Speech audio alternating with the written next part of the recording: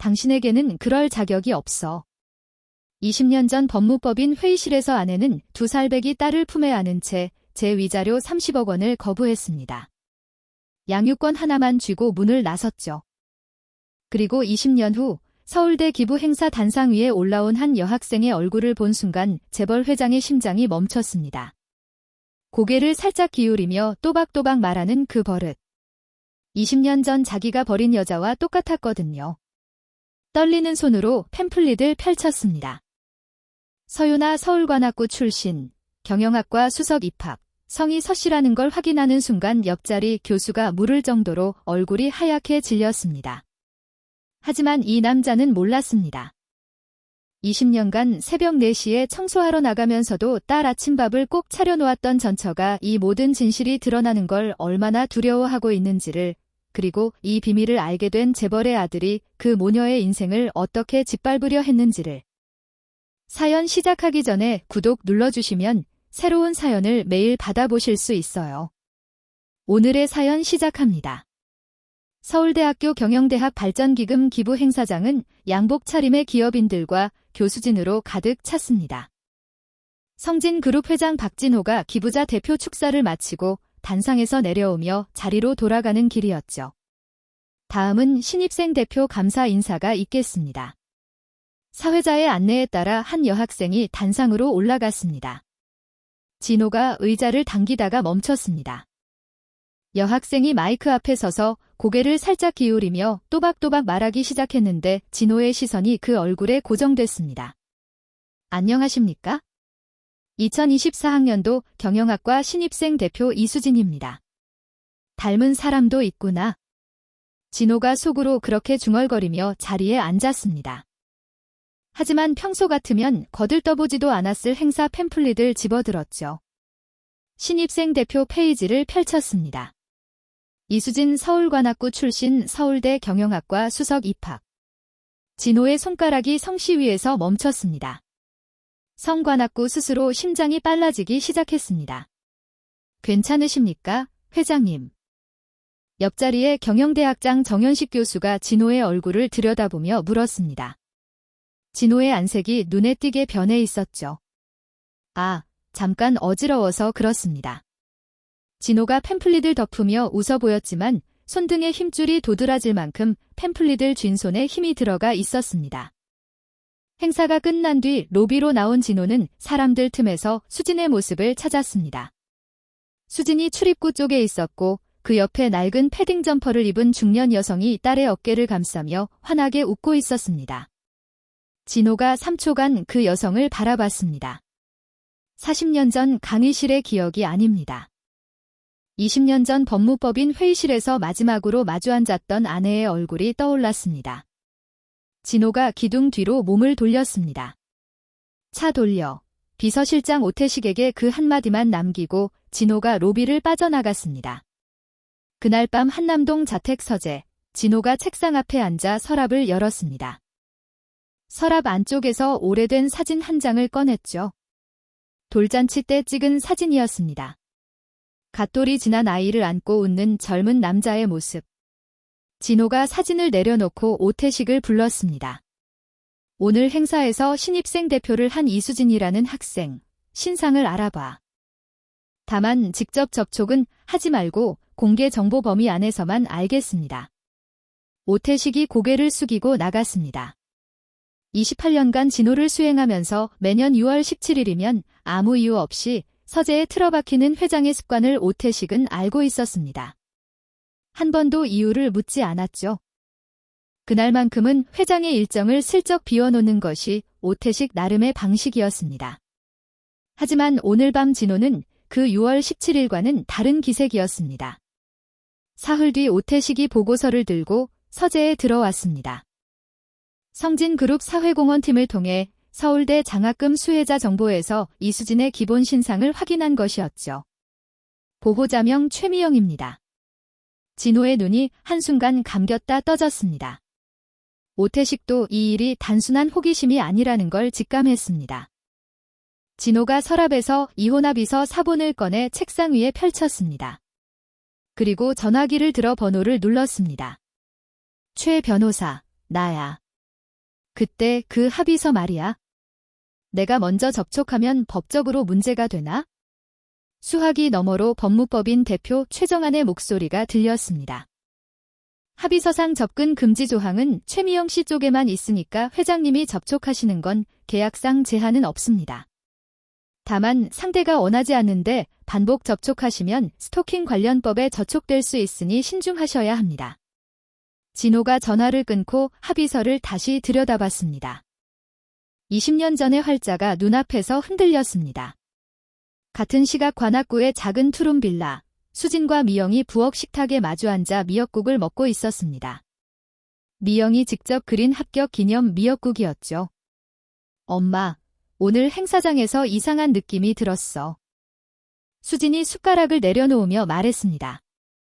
기부자 중에 한 분이 내가 인사하는 동안 계속 나를 쳐다보더라고. 표정이 좀 이상했어. 미영의 손에 들린 숟가락이 잠시 멈췄습니다. 그런 사람도 있지? 우리 딸이 대견해서 그랬겠지? 미영이 웃어 보이며 미역국을 한술 떴지만 이미 행사 자리 배치도에서 성진그룹이라는 이름을 받던 미영의 입꼬리가 미세하게 떨렸습니다. 수진이 잠든 밤, 미영이 오래된 옷장 서랍을 열었습니다. 서랍 깊숙이 넣어둔 봉투 하나를 꺼냈죠. 이혼 합의서, 수진의 출생증명서, 그리고 사진 한 장, 갓 태어난 수진을 안고 웃는 젊은 남자의 사진이었습니다. 미영이 사진을 한참 들여다봤습니다.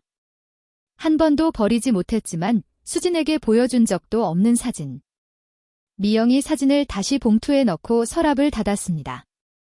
이튿날 아침, 진호가 오태식에게 추가 조사를 지시했습니다.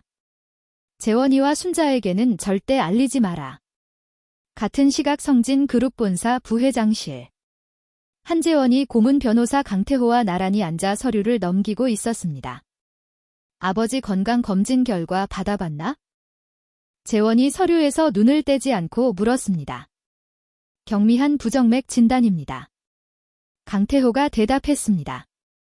승계 일정을 앞당겨야 해. 사내 이사 교체 일정 다시 잡아. 재원이 펜을 들어 서류 위에 동그라미를 쳤습니다. 한편 수진은 서울대 중앙도서관 카페에서 같은 과 신입생 박지현과 커피를 마시고 있었습니다. 얘야, 우리 과에 재벌 2세도 있대. 지현이 빨대를 물며 눈을 동그랗게 떴습니다. 그래, 대단하다. 수진이 교재를 펼치며 대수롭지 않게 대답했습니다. 자신과는 상관없는 세계의 이야기라고 생각하면서. 같은 시각 미영이 한식당 마감을 끝내고 새벽 청소를 나가기 전 잠깐 쉬며 최은정에게 문자를 보냈습니다. 수진이가 서울대 행사에서 성진그룹이 기부자로 와 있었다고 하더라. 설마 그 사람이 직접 온 건 아니겠지? 은정의 답이 바로 왔습니다. 글쎄, 걱정되면 내가 알아볼까? 미영이 전화기를 내려놓고 창밖을 봅니다. 20년간 봉인해 두었던 불안이 행사 하나로 다시 수면 위로 떠오르고 있었습니다. 일주일 뒤 관악구 골목 안쪽 작은 꽃집 앞에 검은색 세단 한 대가 멈춰 섰습니다. 진호가 차에서 내려 최은정의 꽃집이라고 적힌 간판을 올려다봤습니다. 양복 차림의 60대 남자가 좁은 꽃집 문을 열고 들어서자 카운터 뒤에서 꽃다발을 다듬던 최은정이 고개를 들었습니다. 20년 만에 찾아와서 뭘 원하시는 거예요? 은정이 가위를 내려놓으며 차갑게 말했습니다. 은정 씨, 나 좀 앉아서 이야기할 수 있겠소? 진호가 꽃 양동이 사이에 놓인 작은 의자를 가리켰습니다. 은정이 팔짱을 끼고 서서 고개를 까딱했습니다. 앉으라는 뜻이었죠. 서울대 행사에서 수진이를 봤소. 미영이도 봤고. 진호가 의자에 걸터앉으며 말했습니다. 그래서요. 딸한테 다가가고 싶은데 방법을 모르겠소? 솔직히 말하는 거요. 은정이 한동안 아무 말 없이 진호를 내려다봤습니다. 꽃집 안에 물 흐르는 소리만 잠깐 맴돌았죠. 20년 동안 미영이가 어떻게 살았는지 알아요? 은정이 카운터에 양손을 짚으며 입을 열었습니다. 새벽 4시에 청소하러 나가면서도 수진이 아침밥은 꼭 차려놓고 갔어요. 3년 전에는 폐렴으로 응급실에 실려간 적도 있고요. 그런 미영이한테 갑자기 나타나서 아버지 노릇하겠다고 하면 그게 미영이한테는 또 다른 폭력이에요. 진호가 고개를 숙였습니다. 정말로 원하시면 미영이한테 먼저 허락을 받으세요. 그게 순서예요. 미영이 연락처를 알 수 있겠소? 내가 미영이한테 먼저 물어볼게요. 미영이가 괜찮다고 하면 그때 알려드리죠. 은정이 선을 그었습니다. 진호가 고개를 끄덕이고 자리에서 일어났습니다. 꽃집 문을 나서는 진호의 뒷모습을 은정이 한참 지켜봤습니다. 그날 밤 은정이 미영에게 전화를 걸었습니다. 미영아, 박진호가 찾아왔어. 수진이를 행사에서 봤다고 해 수화기 너머로 아무 소리도 들리지 않았습니다. 그 사람한테 내 번호 주지 마, 수진이한테도 접근하지 말라고 해. 미영의 목소리가 단단했습니다. 알겠어. 내 뜻대로 할게. 은정이 전화를 끊었습니다. 은정의 답을 기다리는 동안에도 진호는 가만히 있지 못했습니다. 서울대 경영학과 장학재단에 익명장학금을 기부하기로 한 것이죠. 서울시 저소득층 가정 수석 입학생이라는 조건으로 연간 5천만 원이 진호는 이 조건이면 수진이에게 자연스럽게 돌아갈 거라고 생각했지만 해당 조건을 만족하는 학생이 사실상 수진 한 명뿐이었습니다. 감정이 앞서서 판단이 치밀하지 못했던 겁니다. 이 장학금 기부를 처리한 사회공헌팀 이 과장이 업무 보고를 하면서 부회장 비서 정민수에게 무심코 한마디를 흘렸습니다. 회장님이 특정 학생 한 명한테 맞춘 것 같은 장학 기부를 급하게 지시하셨더라고요. 정민수가 곧장 재원에게 보고했습니다. 특정 학생이요. 재원이 펜을 멈추고 정민수를 봤습니다. 서울대 경영학과 이수진이라는 신입생입니다. 재원의 눈이 가늘어졌습니다. 20살, 아버지가 숨기려 한다는 정황. 재원이 의자 등받이에 몸을 기대며 입을 열었습니다. 민간 조사 업체에 연락해. 이수진, 그리고 보호자 최미영 둘 다 알아봐. 알겠습니다. 정민수가 고개를 숙이고 나갔습니다. 며칠 뒤 민간 조사 업체가 보고서를 올렸습니다. 법원 이혼 판결문 열람 서비스를 통해 확인한 내용이었죠. 박진호와 최미영 사이에 자녀가 있었으며 양육권이 미영에게 갔다는 사실이 판결문에 기재되어 있었습니다. 재원이 보고서를 읽고 곧장 어머니 순자에게 전화를 걸었습니다. 어머니, 아버지한테 이혼 전에 딸이 있었어요. 지금 서울대에 다니고 있고요. 수학이 넘어 순자의 숨소리가 거칠어졌습니다. 절대로 그 아이가 성진가에 발을 들이게 해서는 안 된다. 너의 아버지가 감정적으로 흔들리기 전에 선을 그어야 해. 순자의 목소리가 낮고 단호했습니다. 강태호 변호사한테 연락해라. 그 여자와 아이를 법적으로 차단할 수 있는 모든 방법을 검토하라고. 한편 은정에게서 돌아온 답은 미영이 거부했다 뿐이었습니다. 며칠을 기다렸지만 달라진 건 없었죠. 진호가 결국 자체적으로 확보한 미영의 휴대전화 번호로 직접 전화를 걸었습니다. 은정과의 약속을 어기는 행동이었습니다. 밤 9시, 미영의 전화기가 울렸습니다. 모르는 번호였지만 미영이 전화를 받았습니다. 미영아. 미영의 손이 굳었습니다. 3초간 아무 말도 하지 못했습니다. 그리고 전화를 끊었습니다. 이후 10번 넘게 전화가 왔지만 미영은 단 한 번도 받지 않았습니다. 미영이 부엌 싱크대에 양손을 짚고 한참을 서 있었습니다. 방문이 열리는 소리가 났죠. 수진이 물을 마시러 나왔습니다. 미영이 재빨리 표정을 고쳐 앉았습니다. 엄마 눈이 빨개. 많이 피곤해? 양파 썰다가 그래? 수진이 물컵을 들고 방으로 돌아갔습니다. 미영이 곧바로 은정에게 전화를 걸었습니다. 박진호가 내 번호로 직접 전화했어? 내가 준 거 아니지? 나는 안 줬어. 그 사람이 다른 경로로 알아낸 것 같아. 당분간 모르는 번호는 받지 마. 은정이 곧장 진호에게 전화를 걸었습니다. 미영이가 안 된다고 했는데 왜 직접 전화한 거예요? 이러면 나도 더 이상 중간 다리를 서줄 수 없어요? 조급했소. 미안하오. 진호가 전화를 끊고 오태식을 불렀습니다. 당분간 미영 쪽에는 일체 접촉하지 않는다. 다른 방법을 찾아야 해. 그러나 진호가 접촉을 자제하기로 한 바로 그 주 금요일 오후 회장실 문이 예고 없이 열렸습니다. 재원이 서류 봉투를 한 손에 들고 들어왔습니다. 아버지, 이수진이라는 학생한테 왜 장학금을 주셨습니까? 진호의 손이 책상 위에서 멈췄습니다. 제가 모를 거라고 생각하셨습니까? 재원이 봉투에서 서류를 꺼내 책상 위에 내려놓았습니다. 그 학생이 아버지의 이혼 전 자녀라는 건 이미 확인했습니다. 진호가 서류를 한 장씩 넘겼습니다. 민간 조사업체의 보고서였죠. 진호가 서류를 덮고 재원을 올려다봤습니다. 내가 이걸 왜 조사했느냐? 아버지의 사적인 문제가 그룹 승계에 영향을 줄 수 있기 때문입니다.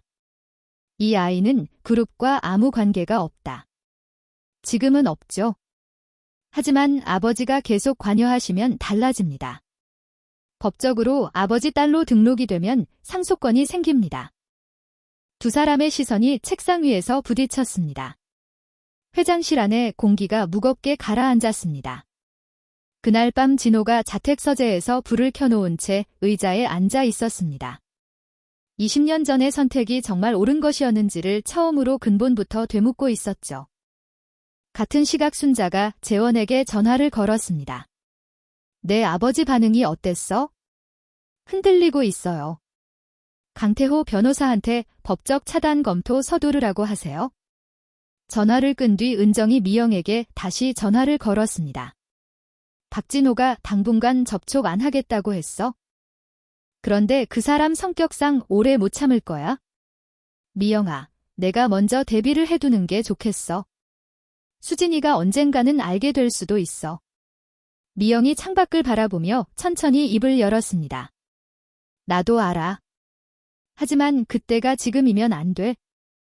수진이 대학 생활에 적응하고 자리 잡을 때까지만이라도. 4월 중순 서울대 법학전문대학원 연구동 4층 노예진 교수가 연구실 컴퓨터 앞에서 경영대학 게시판에 올라온 신입생 대표 연설 영상을 재생하고 있었습니다. 화면 속 여학생의 이름이 눈에 들어왔죠. 이수진. 노예진이 마우스를 쥔 손을 멈추고 의자 등받이에 몸을 기댔습니다. 20년 전 신입 변호사 시절의 기억이 떠올랐습니다. 노예진이 전화기를 들었다가 내려놓았습니다. 직접 찾아가서는 안 된다는 걸 알고 있었죠. 당시 소송의 대리인으로서 비밀을 지켜야 할 의무가 있었으니까요. 미영의 의사를 먼저 확인해야 했습니다.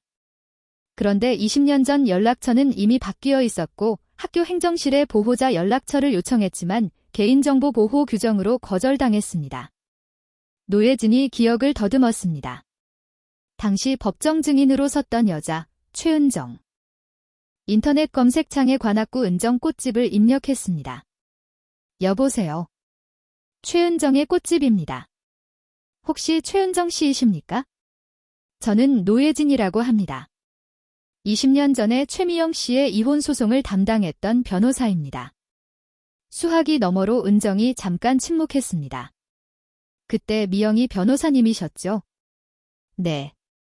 서울대에 이수진이라는 학생이 입학했는데 미영 씨의 딸이 맞는지 확인하고 싶습니다.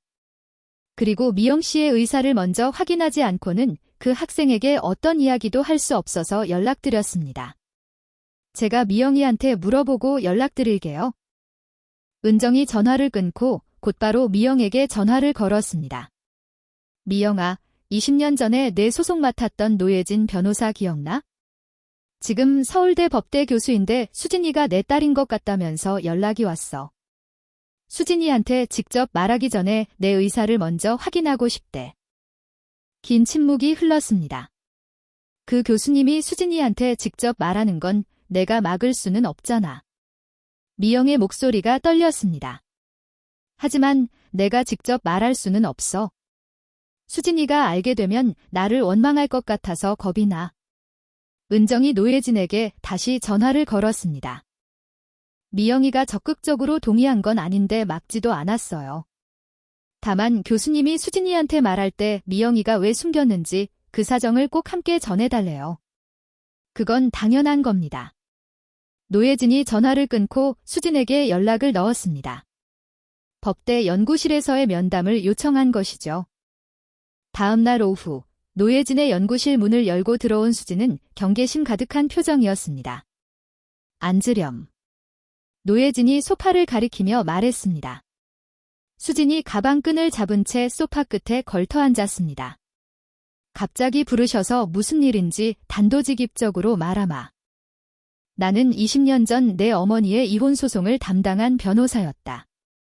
노예진이 책상 서랍에서 서류 봉투를 꺼내 수진 앞에 놓았습니다. 당시 법무법인 재직 증명서와 사건 번호가 적힌 표지, 그리고 소장 사본, 합의서 사본, 가족관계 증명서 사본. 내 아버지는 성진그룹 회장 박진호다. 수진이 피식 웃었습니다. 교수님, 그게 무슨... 노예진이 서류를 펼쳐 수진 앞으로 밀었습니다.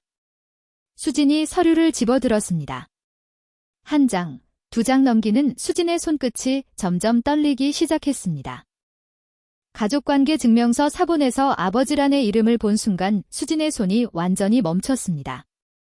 내 어머니가 거짓말을 한 게 아니다. 노예진이 차분한 목소리로 이야기를 이어갔습니다. 이혼 당시 아버지 쪽에서 위자료 30억 원을 제시했다. 내 어머니는 전부 거절했어? 돈으로 딸의 아버지를 지우고 싶지 않다고 했지? 양육권만 달라고 했다. 내가 양육비라도 받으라고 설득했는데 끝까지 거절했어. 내 어머니는 너를 보호하려고 숨긴 거다. 수진이 서류를 무릎 위에 내려놓고 고개를 들었습니다. 왜 나한테는 선택할 기회조차 주지 않은 거예요? 그건 내 어머니한테 직접 물어야 할 질문이다. 아니요. 20년이에요. 20년 동안 아빠가 누군지도 모르고 살았는데 왜 나한테는 한 번도 물어보지 않은 거예요? 노예진이 아무 말 없이 수진을 바라봤습니다. 수진의 눈에 눈물이 차올랐지만 흘러내리지는 않았습니다. 그날 저녁, 수진이 집 현관문을 열고 들어왔습니다. 미영이 부엌에서 된장찌개를 끓이고 있었죠. 수진이 부엌 입구에 서서 미영의 등을 바라봤습니다. 엄마. 미영이 돌아봤습니다. 오늘 서울대 법대 노예진 교수님을 만났어. 미영의 손에 들린 국자가 떨렸습니다. 우리 아빠가 성진그룹 회장이야. 미영의 얼굴이 굳었습니다. 더 이상 숨길 수 없다는 걸 알았습니다. 미영이 가스불을 끄고 식탁 의자를 당겼습니다. 수진이 맞은편에 앉았습니다. 미영이 처음부터 이야기했습니다. 이혼의 경위, 위자료를 거부한 이후, 합의서에 접근 금지 조항. 그리고 마지막에 이렇게 말했습니다. 너를 재벌집에서 버림받은 아이로 키우고 싶지 않았다. 그게 엄마의 20년이었어. 수진이 식탁 위에 양손을 올려놓고 한참을 내려다봤습니다. 그건 엄마의 선택이었지? 내 선택이 아니었잖아. 수진이 자리에서 일어나 방으로 들어가며 문을 닫았습니다. 미영이 식탁에 그대로 앉은 채 2시간을 움직이지 못했습니다. 자정이 넘어서야 미영이 은정에게 전화를 걸었습니다. 수진이가 다 알게 됐어? 노예진 교수님이 말했는데 나한테 먼저 물어봤었다며 내가 막을 수 있었는데 못 막았어. 미영의 목소리가 처음으로 흔들렸습니다. 수진이가 나한테 한 번도 저런 눈으로 본 적이 없었어. 은정이 전화를 끊고 진호에게도 연락했습니다. 수진이가 다 알게 됐어요. 내가 직접 만나겠소? 지금 가시면 역효과밖에 안 나요. 아이가 감정을 정리할 시간이 필요해요. 진호가 수화기를 내려놓고 오태식을 불렀습니다. 오태식이 조심스럽게 입을 열었습니다. 최은정 씨 말씀이 맞습니다. 기다리시는 게 좋겠습니다. 진호가 고개를 끄덕였습니다. 그러나 먼저 움직인 건 재원이었습니다. 재원이 비서 정민수를 불렀습니다. 이수진 동기 중에 박지현이라는 학생이 있지? 접근해. 정민수가 지현이 자주 가는 학교 카페에서 우연을 가장하여 말을 걸었습니다. 혹시 경영학과 이수진 알아요? 그 학생 아버지가 성진그룹 회장이라는 이야기 들어본 적 있어요? 지현이 눈을 크게 떴습니다. 뭐라고요? 말도 안 돼요? 확인해 보고 싶으면 법원 판결문 열람 서비스를 이용해 보세요. 이혼 판결문에 다 나와 있거든요. 그날 밤 지현은 수진에게 직접 물어볼까 고민하다가 결국 같은 과 동기 2명에게 말해버렸습니다. 이야기는 단체 채팅방을 타고 하룻밤 만에 경영학과 전체로 퍼졌습니다. 다음 날 아침 수진이 강의실에 들어서자 동기들의 시선이 일제히 쏠렸습니다. 뒷줄에서 수군거리는 소리가 들렸습니다. 재벌 회장 딸이 왜 장학금을 받아? 수진이 뒤를 돌아봤습니다. 나는 아버지 도움을 받은 적 한 번도 없고 장학금은 내 성적으로 받은 거야. 강의실이 조용해졌지만 분위기는 돌이킬 수 없었습니다. 지현이 고개를 숙인 채 수진의 눈을 피했습니다. 멘토 선배 장현우만이 쉬는 시간에 수진을 복도로 불러냈습니다. 누군가 일부러 내 이야기를 퍼뜨린 거다. 지금 중요한 건 내가 흔들리지 않는 거야. 같은 날 오후 서울대 캠퍼스 정문 앞에 진호가 차에서 내려서 있었습니다. 오후 강의를 마친 수진이 정문을 나서다가 진호와 눈이 마주쳤습니다. 수진아. 수진이 걸음을 멈췄습니다. 당신이 박진호 회장이죠. 20년 전에 나를 버린 사람. 진호의 입술이 떨렸습니다. 미안하다. 미안하면 왜 20년이나 걸렸어요? 아무것도 듣고 싶지 않아요. 수진이 돌아서서 걸어갔습니다. 진호가 그 자리에 서서 딸의 뒷모습을 지켜봤습니다. 경영대학 건물 3층 연구실 창문에서 노예진이 그 장면을 내려다보고 있었습니다. 그날 밤 진호가 자택 현관을 열자 순자가 거실 소파에 앉아 기다리고 있었습니다. 재원이한테 다 들었어. 오늘 그 아이를 직접 만나러 갔다며? 진호가 구두를 벗으며 대답하지 않았습니다. 당신이 그 아이를 인정하면 이 사회에서도 문제가 돼. 진호가 순자를 똑바로 봤습니다. 그 아이는 내 딸이다. 순자의 눈빛이 급격히 차가워졌습니다. 그렇다면 나와 재원이는 당신한테 뭐야? 가족이지. 하지만 수진이도 내 가족이다. 진호가 서재로 들어가며 문을 닫았습니다. 수진이 노예진 교수의 연구실 문을 두드린 건 미영이 식당에서 잘린 다음 날 아침이었습니다. 교수님, 법적으로 싸울 수 있는 길이 있다고 하셨잖아요. 구체적으로 듣고 싶습니다. 노예진이 소파에 앉으라고 손짓했습니다. 수진이 가방을 내려놓고 앉았죠. 노예진이 수진의 얼굴을 한참 들여다봤습니다. 먼저 물어볼 게 있다. 감정적으로 하려는 거냐? 아니면 끝까지 갈 각오가 된 거냐? 끝까지요. 노예진이 고개를 끄덕이고 책상 서랍에서 메모지를 꺼냈습니다. 내가 할 수 있는 건 크게 2가지다. 첫째는 내가 박진호의 딸이라는 사실을 법적으로 확인받는 거고, 둘째는 아버지가 너를 자기 자녀로 인정하도록 법으로 강제하는 거다. 다만 아버지 쪽이 스스로 인정하겠다고 하면 소송 없이도 처리할 수 있어. 저는 상속도 돈도 원하지 않아요. 수진이 무릎 위에 주먹을 쥐며 말했습니다. 다만 내가 누구의 딸인지 법적으로 확인받고 싶어요. 20년 동안 아버지 칸이 비어있었던 내 존재를 공적으로 되돌려놓고 싶은 거예요. 노예진이 펜을 내려놓고 수진을 바라봤습니다. 그렇다면 먼저 상대편한테 스스로 인정할 의사가 있는지 물어보고 거부하면 그때 소송을 꺼내는 게 순서다. 다만 이건 결과를 장담할 수 없어. 시간도 걸리고. 괜찮습니다. 노예진이 자리에서 일어나 창문 쪽으로 걸어갔습니다. 그리고 하나 더, 20년 전 합의서에 너의 권리를 미리 포기시키는 조항이 있었는데 이건 아이의 기본적인 권리를 침해한 거라서 무효를 다툴 여지가 충분하다. 내가 직접 법률 자문을 해주마. 수진이 자리에서 일어나 노예진에게 허리를 깊이 숙였습니다. 감사합니다. 교수님. 그날 저녁, 수진이 집으로 돌아와 며칠간 닫아두었던 미영의 방문을 열었습니다. 미영이 침대에 앉아 이력서를 쓰고 있었죠. 수진이 미영 옆에 나란히 앉았습니다. 엄마, 미안해. 미영이 펜을 멈추고 딸을 봤습니다. 엄마가 나를 지키려고 그랬다는 거 이제 조금은 알 것 같아. 미영이 대답 대신 수진을 안았습니다.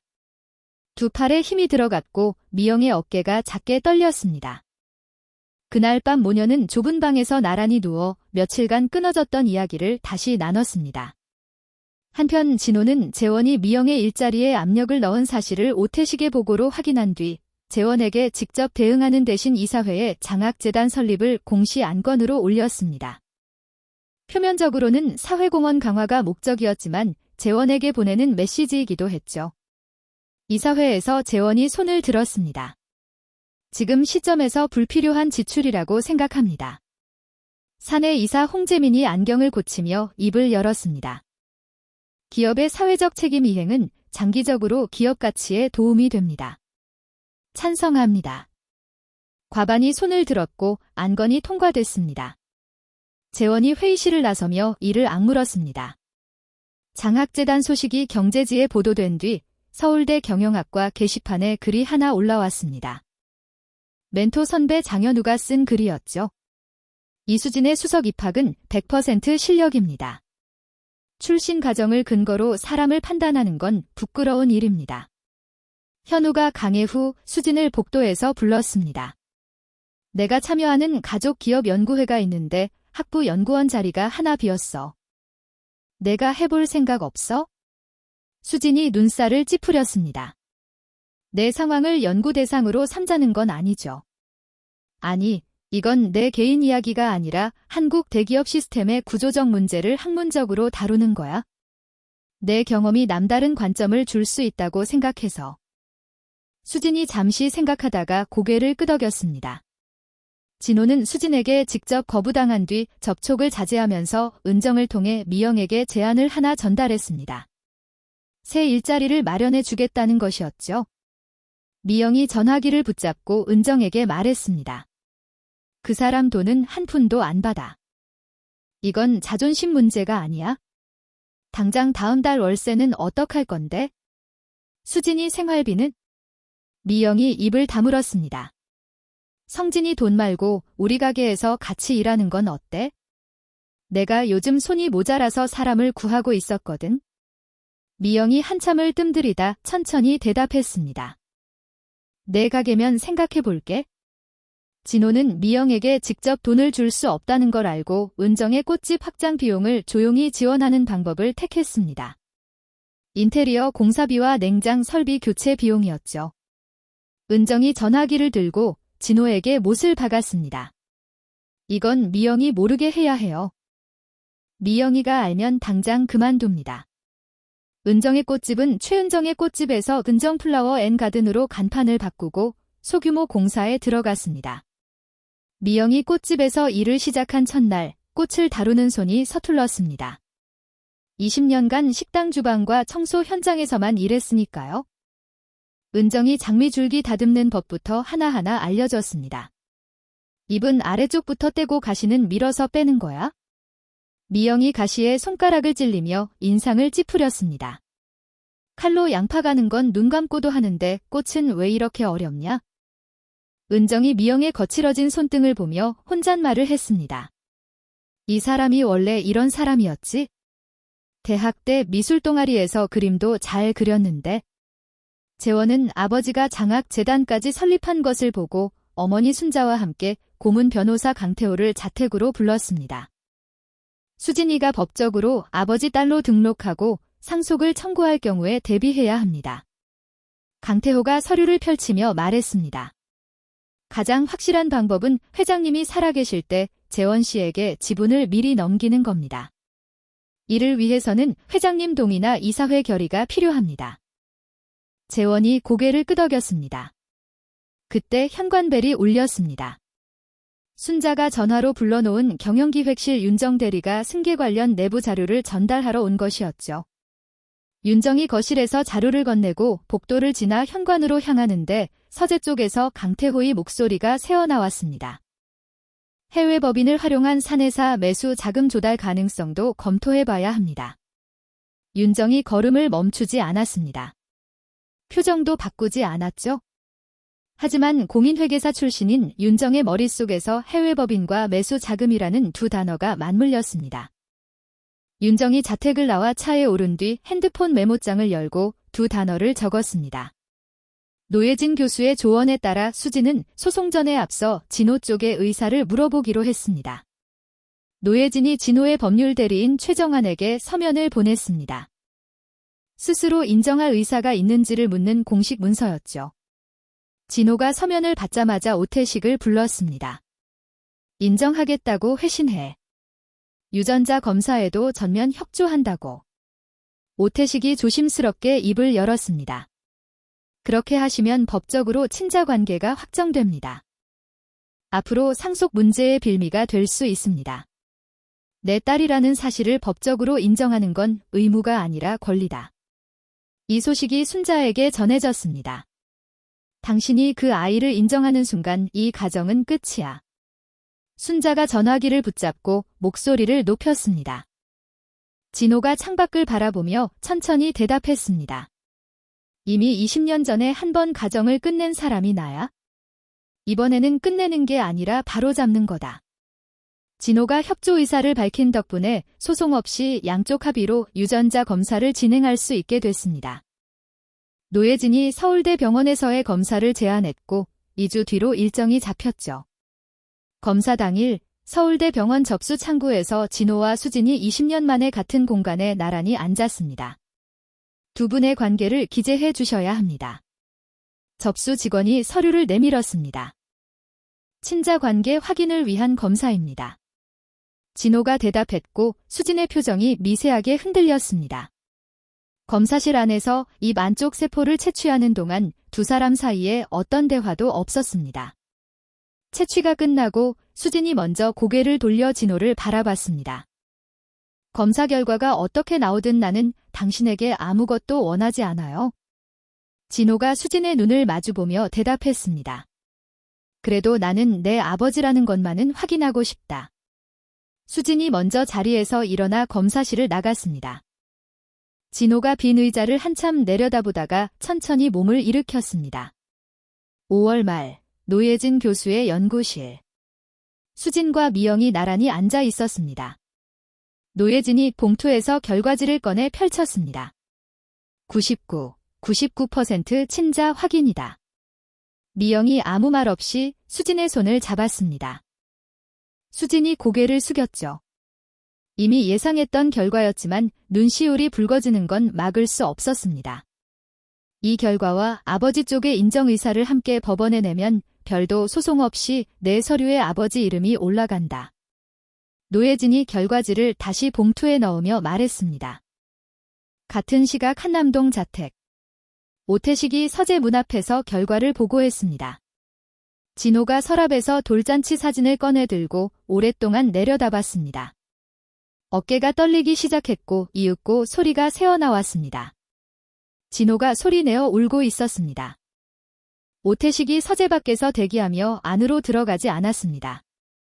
28년 수행 생활 중 회장이 소리내어 온 것은 10년 전 어머니 장례식 때와 이번이 두 번째였습니다. 진호가 서류에 서명을 마치고 법원 절차를 거쳐 6월 중순에 수진의 가족관계 등록부 아버지 칸에 박진호라는 이름이 올라갔습니다. 노예진이 수진에게 전화로 알렸습니다. 이제 내 존재가 법적으로 복원됐다. 상속 문제는 내가 앞으로 결정할 일이고 지금은 이것 자체에 의미가 있는 거다. 여름이 지나고 9월 2학기가 시작됐습니다. 서울대 경영학과 학술대회가 열린 날 수진과 현우가 100여 명의 학생과 교수 앞에 섰습니다. 수진은 한국 대기업 지배구조 자료를 직접 모아 분석한 내용을 발표했죠. 성진그룹을 직접 언급하지는 않았지만 가족 안에서 밀려난 구성원들의 법적 지위를 다루는 부분에서 강당안이 조용해졌습니다. 발표가 끝나고 한 교수가 손을 들었습니다. 실제 사례를 기반으로 한 건가요? 공개된 판례와 통계 자료에 근거한 것입니다. 수진이 담담하게 대답했습니다.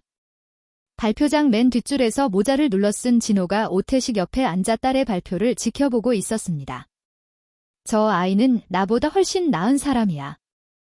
진호가 나지막이 중얼거렸습니다. 진호의 두 자리 옆에 앉아있던 경영대학장 정현식 교수가 진호를 알아보고 고개를 갸웃했지만 진호는 발표가 끝나자마자 자리를 떠났습니다. 9월 중순 수진이 진호에게 처음으로 먼저 연락을 했습니다. 관악구의 작은 카페에서 만나자고 한 것이죠. 수진이 고등학교 시절 시험 끝나면 혼자 와서 공부하던 단골 카페였습니다. 진호가 거리낌 없이 양복 차림으로 나타나 좁은 원목 의자에 어색하게 앉았습니다. 나는 아직 당신을 아버지라고 부를 수 없어요. 하지만 유전자 검사에 응해준 것, 인정해준 것에 대해서는 고맙게 생각해요. 진호가 커피잔을 내려놓으며 대답했습니다. 고마워할 일이 아니다. 20년 전에 했어야 할 일을 이제서야 한 것뿐이야. 하나만 물을게요. 20년 동안 단 한 번도 나를 찾아올 생각을 안 했어요? 진호가 잠시 말을 멈췄습니다. 거짓말 안 하마. 찾아갈 용기가 없었다. 내가 나를 원망할까 봐 두려웠고 내 어머니가 잘 키우고 있다는 걸 핑계로 삼았다. 수진이 커피잔을 감싼 채 한참을 내려다봤습니다. 적어도 거짓말은 안 하는 사람이라는 건 알겠네요. 두 사람이 처음으로 1시간 동안 마주 앉아 이야기를 나눴습니다. 며칠 뒤 지현이 강의 후 수진을 붙잡았습니다. 수진아, 학기 초에 내 뒤에서 수군거린 거 정말 미안해. 지현이 고개를 숙이며 말했습니다. 처음에 어떤 남자가 카페에서 말을 걸면서 내 이야기를 흘렸어. 나는 가십이라고 생각했는데 내가 퍼뜨린 게 너한테 큰 상처가 됐다는 걸 뒤늦게 알았어. 내 잘못이 아니야? 그 사람들이 너를 이용한 거지? 옆에 있던 동기 박지훈이 끼어들었습니다. 솔직히 나도 처음에 편견이 있었는데 같이 과제해보니까 수진이가 제일 분석력이 뛰어나더라. 같은 시기 은정의 꽃집에서 일한 지 석 달이 지난 미영에게도 변화가 찾아왔습니다. 꽃을 다루는 솜씨가 쑥쑥 늘어서 단골들이 저분이 만든 꽃다발이 예쁘다고 지목할 정도가 됐죠. 미영아, 동네 문화센터에서 꽃꽂이 자격증 과정하는 거 알아? 내가 한번 들어봐. 은정이 꽃을 다듬으며 말했습니다. 이 나이에 무슨 자격증이야? 내가 대학 때 미술 동아리에서 그림 그리던 감각 기억 안 나? 꽃도 똑같아.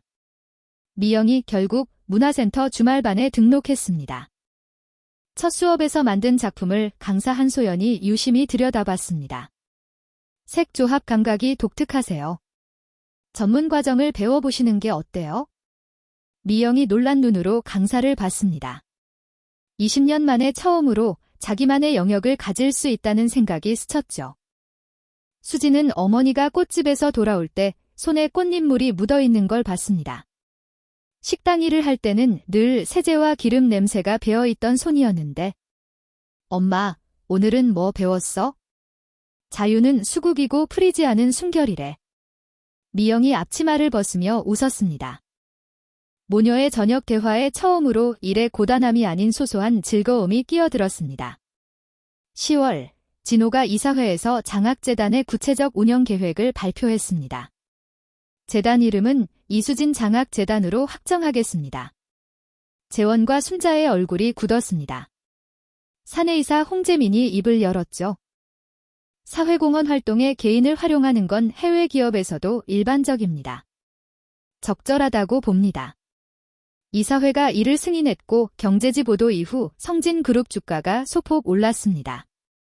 재단 발표 뒤 수진이 진호에게 두 번째 만남을 요청했습니다. 이번에는 미영까지 함께 관악구의 조용한 한식당에서 만났죠. 미영과 진호가 20년 만에 마주 앉았습니다. 나는 당신을 용서할 생각 없어. 하지만 수진이가 아버지를 알고 싶다면 그건 수진이의 권리야. 미영이 진호의 눈을 똑바로 보며 말했습니다.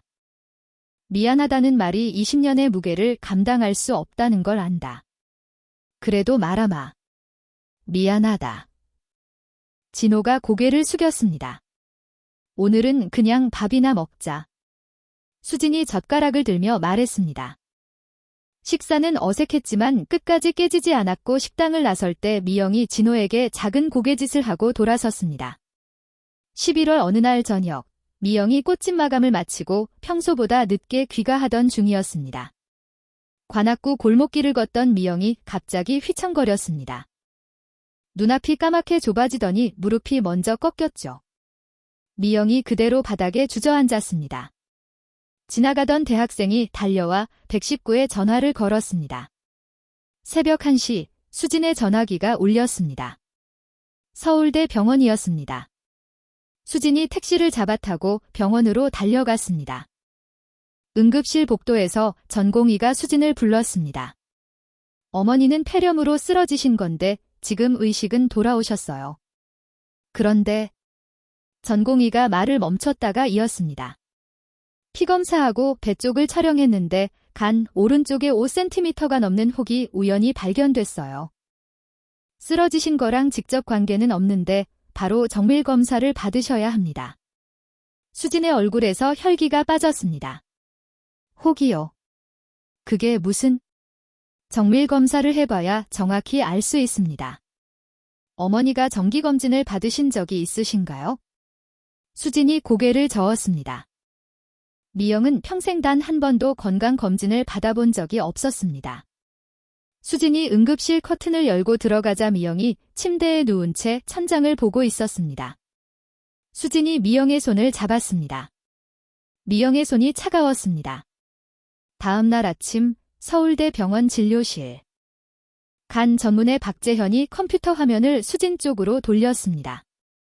어머니 간 오른쪽에 3cm 크기의 혹이 있습니다. 피검사에서 암 수치가 정상의 10배 이상 나왔어요. 간암일 가능성이 높습니다. 수진이 의자 팔걸이를 움켜쥐었습니다. 조직을 떼어서 확인해봐야 확진이 되지만 지금 단계에서 수술이 가능한 상태입니다. 간 오른쪽을 잘라내는 수술과 이후 항암 치료까지 포함하면 최소 5천만 원 이상이 될 겁니다. 수진이 입술을 깨물었습니다. 통장에 200만 원도 남아있지 않았습니다. 진료실을 나온 수진이 복도 의자에 주저앉았습니다. 박재현이 간호사에게 의료사회복지팀 연결을 부탁했습니다. 사회복지사 이민정이 수진을 상담실로 안내했죠. 긴급 의료비 지원 제도가 있고 암 환자 등록을 하시면 본인 부담금이 줄어듭니다. 국립암센터 쪽 의료비 지원 사업도 신청할 수 있어요. 그게 얼마나 걸려요? 긴급 지원 심사에 최소 2주는 걸립니다. 등록 후에도 본인 부담금이 꽤 됩니다. 수진이 고개를 숙였습니다. 수술은 지금 당장 해야 하는데 행정 절차는 2주가 걸린다는 말이었습니다. 수진이 할 수 있는 모든 곳에 연락했습니다.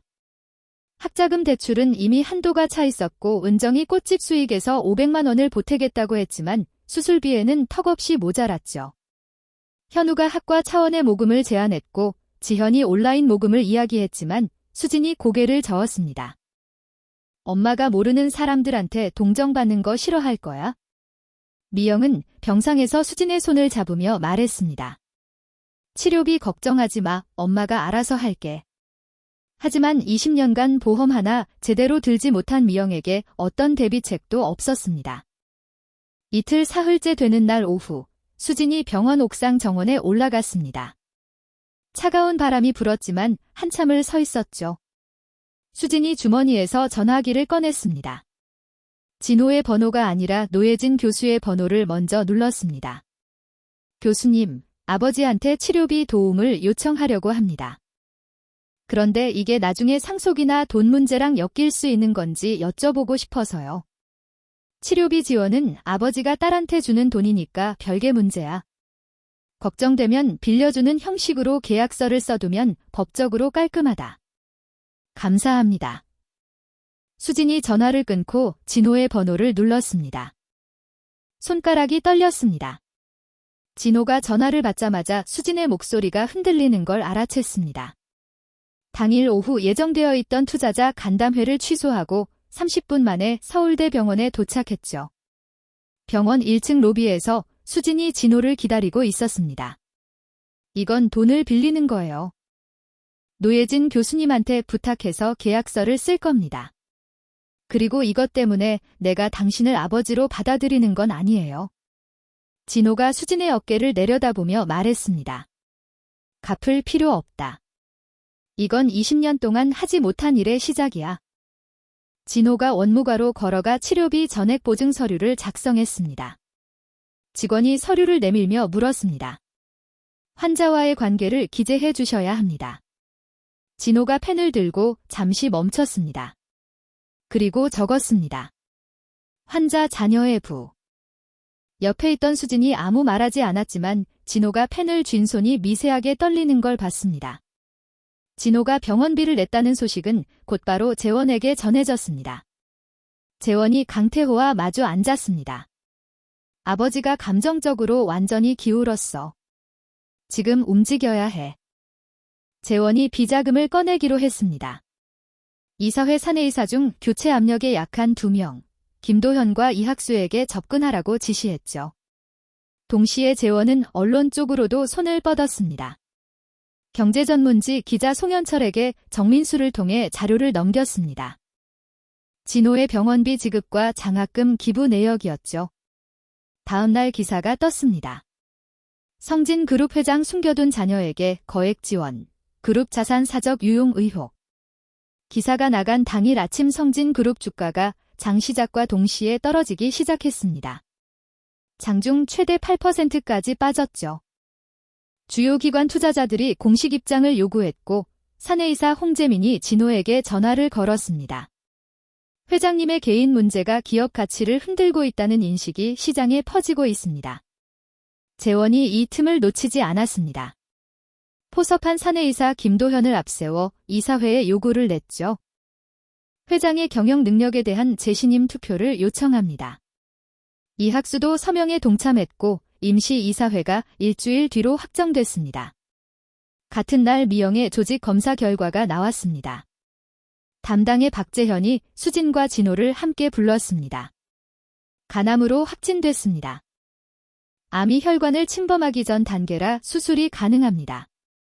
2주 안에 수술하는 게 가장 좋습니다. 수진이 진료실을 나와 복도 끝에 섰습니다. 어머니의 수술을 앞두고 자기 때문에 아버지의 회사가 흔들리고 있다는 사실이 동시에 짓눌렀죠. 노예진에게 전화를 걸었습니다. 교수님, 내가 아버지 딸이라는 걸 확인하지 않았으면 이런 일이 없었을 텐데요. 내가 존재하는 게 잘못이냐? 기사를 누가 흘렸는지 생각해봐. 노예진의 목소리가 단호했습니다. 12월 초 수술 당일 아침 7시. 수술 대기실에 수진이 혼자 앉아 있었습니다. 은정이 꽃집을 임시 휴업하고 새벽에 올라와 수진 옆에 앉았죠. 30분 뒤 진호가 나타나 수진의 반대쪽 자리에 말없이 앉았습니다. 은정이 진호를 보며 입을 열었습니다. 이제라도 온 게 다행이네요. 세 사람이 같은 대기실에 앉아 각자의 방식으로 기다렸습니다. 수술 3시간이 지났을 때 간호사가 나왔습니다. 수술 잘 진행되고 있습니다. 경과 양호합니다. 수진이 안도에 숨을 내쉬며 무의식적으로 옆에 앉은 진호의 팔을 잡았습니다. 3초 뒤 손을 떼었죠. 그 짧은 순간 진호가 수진의 손을 살며시 감싸 주었습니다. 맞은편에서 그 장면을 본 은정이 고개를 돌려 조용히 눈물을 닦았습니다. 5시간 만에 수술이 끝났습니다. 박재현이 대기실로 나와 세 사람 앞에 섰습니다. 간 오른쪽의 60%를 잘라냈고 잘라낸 면이 깨끗합니다. 다만 재발을 막으려면 3주 간격으로 4차례 항암 치료가 필요합니다. 회복까지 최소 6개월은 잡으셔야 합니다. 수진이 고개를 끄덕였습니다. 미영이 회복실에서 깨어나 눈을 떴을 때 첫마디가 이것이었습니다. 학교는 빠지지 마. 수진이 미영의 손을 잡으며 웃었습니다. 엄마, 방금 배 째고 나온 사람이 할 소리가 그거야?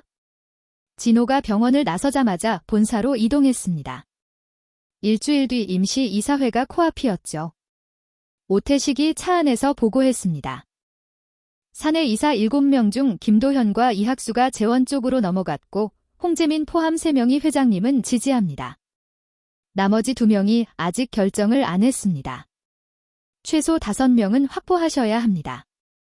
같은 시각 경영기획실 윤정 대리가 퇴근 후 자택에서 노트북을 펼쳤습니다. 성진건설 하도급 업체 3곳의 공사비 서류를 한 줄씩 대조하고 있었죠. 청구 금액과 실제 공사 규모 사이에 체계적인 차이가 있었습니다. 윤정이 실명을 적은 제보서를 작성하기 시작했습니다. 해외 송금까지는 내 권한으로 확인할 수 없으니 외부 회계법인의 특별 감사가 필요하다. 윤정의 제보 마지막 줄에 그렇게 적고 감사위원회 앞으로 봉투를 봉했습니다. 감사위원장 오승철이 제보서를 받아 읽은 뒤 곧바로 외부 회계법인의 긴급 감사를 의뢰했습니다. 3일간의 조사가 진행됐죠. 하도급 업체의 거짓 서류뿐 아니라 홍콩과 싱가포르를 거쳐 국내로 되돌아온 돈의 흐름까지 약 47억 원 규모의 전체 구조가 드러났습니다. 이 보고서가 완성된 건 임시 이사회 하루 전이었습니다. 임시 이사회 전날 밤, 재원이 강태호와 마지막 점검을 하고 있었습니다. 김도현, 이학수 둘 다 확인됐습니다. 정민수가 보고했죠. 재원이 어머니 순자에게 전화를 걸었습니다. 내일 아버지를 끌어내리겠습니다. 같은 시각 진호가 오태식의 전화를 받았습니다. 감사위원회에서 내일 이사회에 긴급 안건을 추가하겠다고 통보해왔습니다. 내용은 비공개입니다. 진호가 전화기를 내려놓고 창밖을 바라봤습니다. 임시 이사회 당일 아침 성진그룹 본사 18층 대회의실. 이사진 전원이 자리에 앉았습니다. 재원이 양옆에 김도현과 이학수가 앉아있는 걸 확인하고 숨을 내쉬었습니다. 회의가 시작되자마자 감사위원장 오승철이 자리에서 일어났습니다. 재신임 투표에 앞서 감사위원회 긴급 보고가 있습니다. 오승철이 이사진에게 보고서를 한 부씩 돌렸습니다. 표지에 적힌 제목을 본 재원의 얼굴에서 혈색이 빠졌습니다. 부회장 한재원의 비자금 조성 및 배임 혐의에 관한 특별 감사 결과 보고서. 오승철이 보고서를 펼치며 입을 열었습니다. 부회장 한재원이 성진건설 하도급 업체 3곳을 통해 약 47억 원의 비자금을 조성한 사실이 외부 회계법인의 감사를 통해 확인됐습니다. 자금은 홍콩과 싱가포르의 서류상 회사를 거쳐 국내 차명 계좌로 되돌아왔고 4년간의 흐름이 모두 추적됐습니다. 대회의실이 고요해졌습니다. 오승철이 보고서를 한 장 넘겼습니다. 보고서 후반부에 사내이사 매수 시도에 관한 내용이 있습니다. 접근 일시와 경로가 기재되어 있으니 확인해 주시기 바랍니다. 김도현이 자리에서 벌떡 일어나려 했습니다. 이사회가 끝날 때까지 착석해 주십시오. 오승철이 김도현을 제지했습니다. 홍재민이 보고서를 덮으며 입을 열었죠. 이 보고서 내용이 사실이라면 부회장의 재신임 투표 요구 자체가 경영을 흔들 목적의 범죄 행위에 해당할 수 있습니다. 이사회는 만장일치로 재신임 투표를 철회했습니다. 이어서 재원에 대한 부회장직 해임과 검찰 고발이 의결됐죠. 오승철이 재원을 바라보며 말했습니다. 부회장직 자진 사임을 권고합니다. 사임하지 않으실 경우 이사회가 해임 절차를 진행합니다. 재원이 자리에서 일어나 회의실을 나서며 정민수에게 말했습니다. 강태호한테 연락해.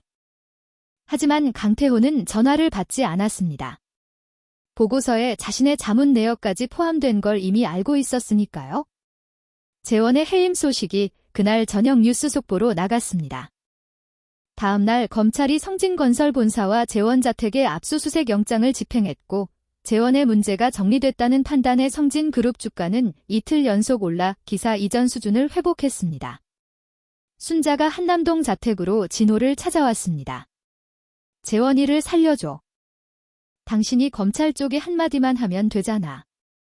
진호가 서재 의자에 앉은 채 순자를 올려다봤습니다. 내가 살려줄 수 있는 문제가 아니야? 재원이가 스스로 저지른 일이고 내가 검찰에 손을 쓰면 그것도 범죄야. 진호가 잠시 멈췄다가 물었습니다. 당신은 알고 있었어? 순자가 시선을 피했습니다. 비자금이 얼마인지까지는 몰랐어. 하지만 재원이가 무리하고 있다는 건 짐작했지. 진호가 고개를 돌려 창밖을 봅니다. 두 사람 사이에 남아있던 마지막 끈이 끊어지는 듯한 침묵이 흘렀습니다. 2025년 1월 서울구치소 면회실. 유리창 너머의 재원은 3주 만에 눈에 띄게 수척해져 있었습니다. 양복 대신 수용복을 입은 아들을 본 진호가 의자에 앉으며 입을 열려 했지만 재원이 먼저 말했습니다. 아버지, 저는 아버지가 그 아이 때문에 저를 버릴까 봐 두려웠습니다. 진호의 손이 무릎 위에서 굳었습니다. 어머니가 늘 그러셨어요. 아버지한테 첫째 딸이 있으면 너는 필요 없어진다고. 재원의 목소리가 갈라졌습니다. 진호가 유리창 너머의 아들을 바라보며 오랫동안 말을 잇지 못했습니다. 20년간 재원이 자란 가정에서도 제대로 된 아버지가 아니었다는 사실이 비로소 무게를 가지고 눌러왔죠. 내가 잘못한 건 법의 심판을 받아야 한다. 그건 내가 막을 수 없고 막아서도 안 돼. 진호가 천천히 입을 열었습니다. 하지만 한 가지는 말해 두마. 나는 너를 버린 적 없다. 수진이가 나타났다고 해서 내 자리가 사라지는 게 아니야. 내가 너한테도 좋은 아버지가 아니었다는 건 인정한다. 재원이 아무 말하지 못했습니다. 면회 시간이 끝나는 종이 울렸고 진호가 자리에서 일어나 돌아서는데 재원이 유리창 너머로 진호의 뒷모습을 한참 바라봤습니다. 재원의 일이 정리되어 가는 동안 미영은 보조항암 치료를 시작했습니다. 3주마다 약을 맞은 뒤 심하게 토하고 머리카락이 빠지기 시작했죠. 수진이 매일 오전 수업 후 병원으로 달려왔고 현우는 수진이 빠진 강의 녹음 파일과 노트 정리본을 매일 보내줬습니다. 지현은 주말마다 와서 수진과 교대로 미영의 식사와 세면을 도왔죠. 은정이 일주일에 2번 이상 병실을 찾아왔습니다. 매번 계절꽃을 한 다발씩 가져와 병실 창가에 놓아뒀습니다. 미영이 항암 치료로 머리카락이 빠져 두건을 쓰고 있을 때 은정이 봉투 하나를 내밀었습니다. 이거 내가 만들었어. 꽃무늬가 수놓아진 두건이었습니다. 내가 디자인하고 미영이 내가 바느질하면 이거 팔아도 되겠다. 미영이 오랜만에 소리내어 웃었습니다. 그리고 그 두건 위에 펜으로 꽃을 그려 넣기 시작했죠. 진호는 치료비 전액을 부담하면서 수진이 간병과 학업을 함께 할 수 있도록 병원 근처 원룸을 마련해 주겠다고 제안했습니다. 수진이 이번에는 바로 거절하지 않았습니다. 감사합니다. 하지만 노예진 교수님한테 부탁해서 빌리는 형태로 계약서를 쓸게요. 졸업 후에 갚겠습니다. 진호가 전화를 끊고 서재에 앉아 한참 동안 천장을 봤습니다. 수진이 처음으로 감사합니다라고 한 말이 귀에 맴돌았죠. 진호의 눈에서 조용히 눈물이 흘러내렸습니다. 2월, 이영의 2번째 항암이 끝난 뒤 박재현이 검사 결과를 확인하고 수진과 미영을 불렀습니다. 암 수치가 정상으로 떨어졌고 사진에서도 남아있는 혹이 보이지 않습니다. 경과가 아주 좋습니다. 수진과 미영이 병실에서 서로를 안고 울었습니다. 수진이 진호에게 직접 전화했죠. 아버지, 엄마 수치가 정상으로 돌아왔대요. 수화기 너머에서 진호가 한참 말을 잇지 못했습니다. 전화를 끊은 뒤 진호가 은정에게 연락했습니다. 미영이가 좋아하는 흰색 자스민 한 다발만 병실에 보내줄 수 있겠소? 다음 날 미영의 병실에 흰색 자스민 꽃다발이 도착했습니다. 카드에는 아무 이름도 적혀 있지 않았죠. 미영이 꽃다발을 내려다보다가 은정에게 전화했습니다. 자스민을 보낸 사람 그 사람이지. 그래. 미영이 창밖을 한참 바라봤습니다. 그 사람이 내가 자스민을 좋아하는 걸 아직 기억하고 있었구나. 20년 전 결혼식 때 미영이 들었던 부케가 흰색 자스민이었습니다. 미영이 그 꽃을 창가에 놓고 매일 물을 갈아줬습니다. 3월, 순자가 진호를 찾아왔습니다. 처음에는 여전히 재원의 구명을 요구했지만 구치소 면회에서 재원이 한 말이 2달 내내 순자의 머릿속을 떠나지 않았습니다. 어머니가 그렇게 말씀하셨기 때문에 내가 재원이한테 잘못된 걸 가르쳤어. 아이를 불안하게 만든 건 나였어. 순자가 거실 소파에 앉은 채 고개를 숙이며 말했습니다. 이혼 서류를 준비할게. 위자료는 정당한 만큼만 받겠어. 진호가 맞은편에 앉아 순자를 바라봤습니다. 당신도 이 결혼의 피해자야. 아버지 유언 때문에 시작된 결혼이었으니까. 재산은 공정하게 나누자. 두 사람은 서로를 원망하는 대신 각자의 잘못을 인정하는 방식으로 관계를 정리하기로 했습니다. 4월, 진호가 처음으로 미영의 병실을 직접 찾았습니다. 수진에게 미리 양해를 구한 뒤였죠. 미영이 병실 침대에 앉아 있다가 문을 열고 들어오는 진호를 봤습니다. 잘 이겨내고 있다며 다행이다. 수진이 때문에 이겨내는 거지? 당신 때문은 아니야. 미영이 창밖을 보며 대답했습니다. 잠시 침묵이 흘렀죠. 그런데 자스민은 고마웠어. 진호가 미영의 얼굴을 봤습니다. 20년 전의 날카로움이 아니었습니다. 담담한 말투였죠. 5월 말, 4번째 항암이 끝났습니다. 박재현이 결과를 보며 말했습니다. 모든 수치가 정상입니다. 재발 소견도 없습니다.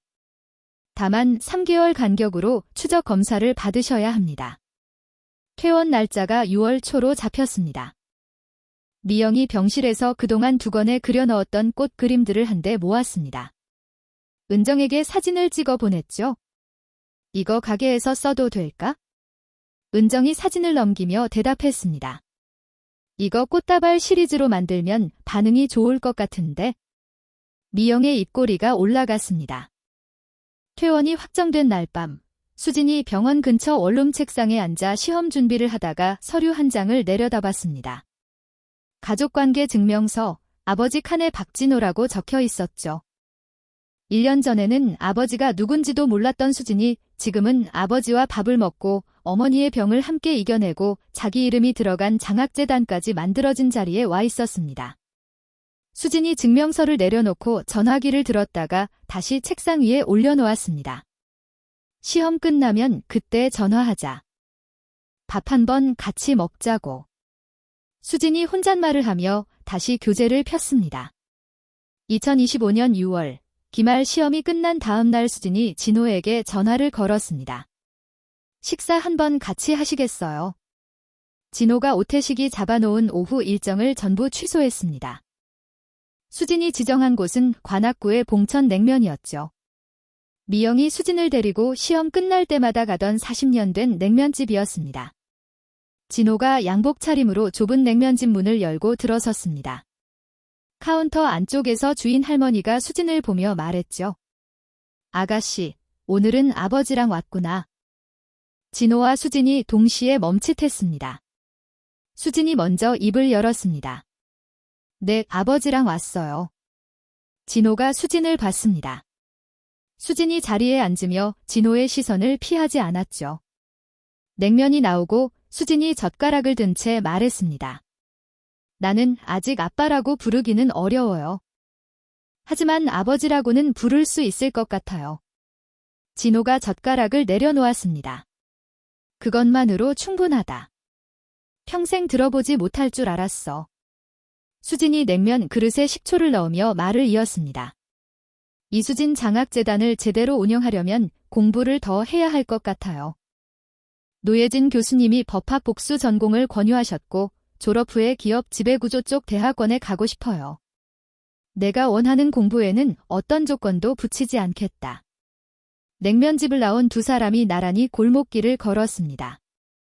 차 안 가져오셨어요. 오늘은 내가 사는 동네에 맞추고 싶었다. 진호가 2호선 지하철 계단을 내려갔습니다. 62세의 재벌 회장이 지하철 손잡이를 잡고 서 있는 모습을 수진이 한참 지켜봤습니다. 6월 초, 미영이 서울대 병원에서 퇴원하는 날, 수진이 은정과 함께 병실에 꽃다발을 들고 찾아왔습니다. 미영이 병원에서 두건 위에 그렸던 꽃 디자인을 은정이 실제 꽃으로 만든 것이었죠. 이게 내가 그린 거야?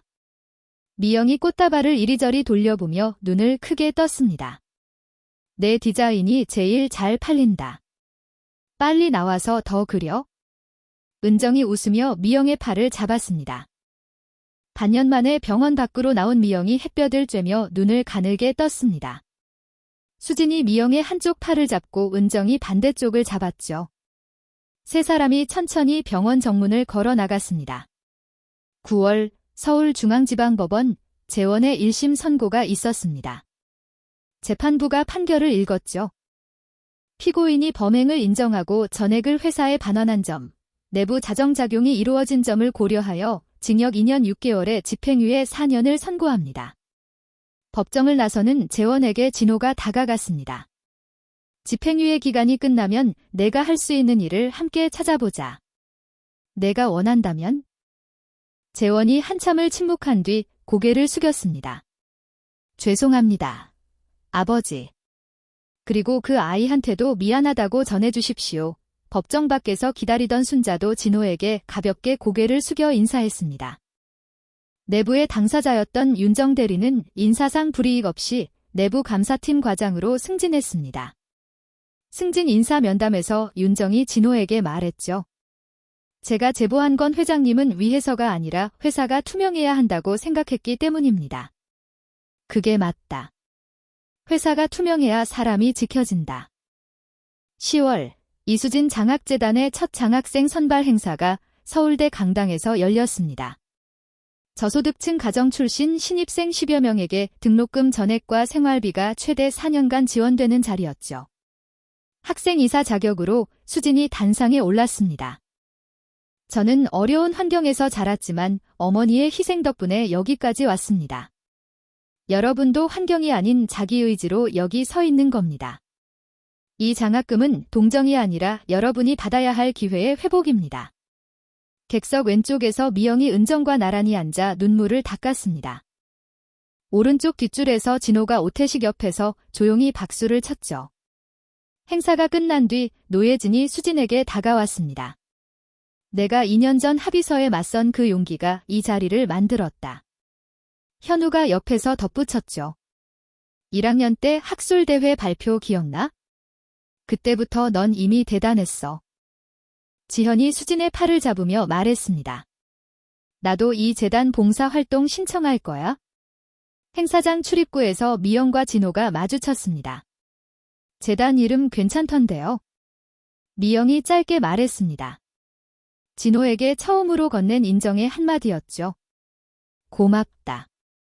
그 말만으로도 충분하다. 수진이 두 사람 사이에 서서 이 짧은 대화를 지켜보며 입꼬리를 살짝 올렸습니다. 겨울이 왔습니다. 미영이 3개월 추적 검사에서 재발 소견 없이 양호 판정을 받고 은정의 꽃집에 정식 복귀했습니다.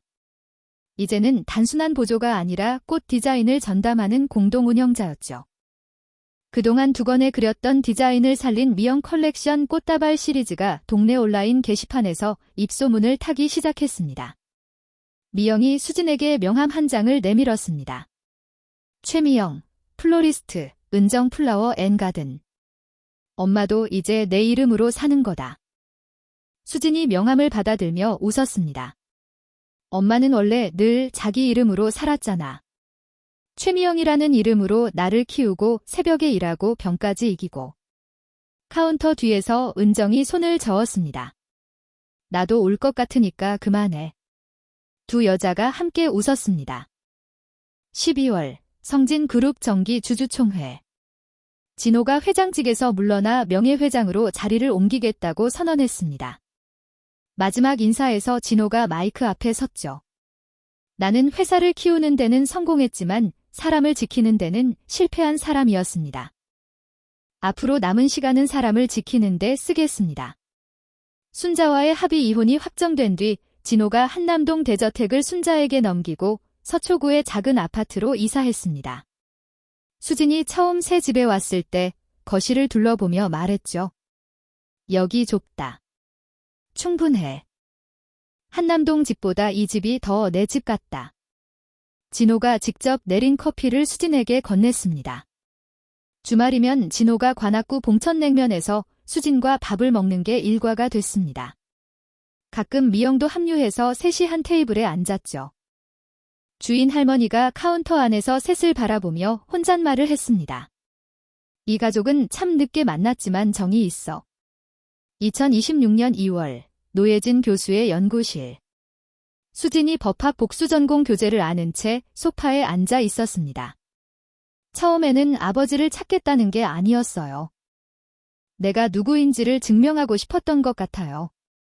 이제는 내가 누구인지 알아요. 노예진이 커피잔을 내려놓으며 말했습니다. 내가 증명한 건 너의 아버지가 누구냐가 아니라 내가 어떤 사람이냐였다. 수진이 웃었습니다. 교수님이 2년 전 저를 찾아와 주지 않았으면 이 모든 일이 시작되지 않았을 거예요. 시작한 건 나지만 해낸 건 너와 내 어머니다. 그리고 한 가지 더. 내가 변호사 윤리를 어긴 나를 신고 안 해줘서 고맙다. 수진이 소리내어 웃었고 노예진도 따라 웃었습니다. 2026년 3월 새학기가 시작되는 서울대 캠퍼스. 경영대학 앞길을 수진이 걸어가고 있었습니다. 왼쪽에는 완치 후 건강을 되찾은 미영이 꽃집에서 가져온 흰색 자스민 한 송이를 들고 있었고 오른쪽에는 양복 대신 편한 점퍼를 입은 진호가 나란히 걸었습니다.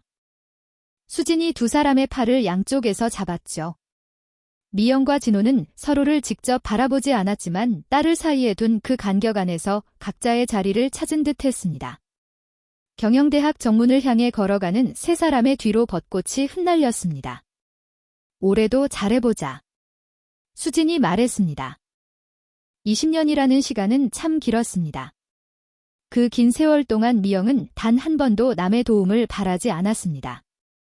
새벽마다 일어나 딸의 밥을 차리고 두 개의 일을 뛰며 오직 한 가지 마음으로 버텼죠. 내 딸만큼은 당당하게 키우겠다는 마음.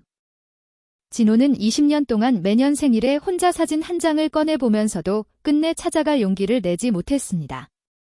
회사를 키우는 데는 성공했지만 사람을 지키는 데는 실패했다고 스스로 인정한 그 한마디가 이 이야기에서 가장 무거운 말이었을지도 모릅니다.